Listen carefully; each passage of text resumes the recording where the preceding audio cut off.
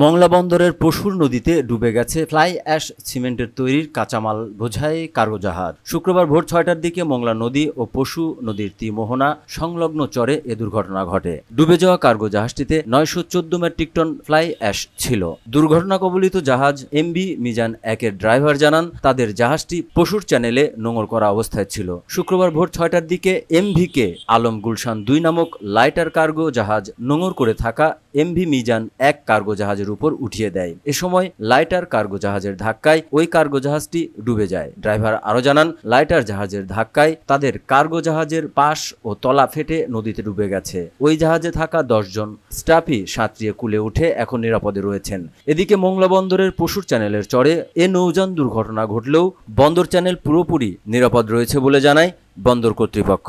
মংলা বন্দর কর্তৃপক্ষ জানান, কার্গো জাহাজ এমভি মিজান ১ অপর একটি লাইটার জাহাজ এমভি-কে আলম গুলশান ২-এর ধাক্কায় পশুর নদীর চরে ডুবে গেছে। তবে বন্দর চ্যানেল সুরক্ষিত রয়েছে। বন্দর চ্যানেল দিয়ে সকল ধরনের নৌযান চলাচল স্বাভাবিক রয়েছে।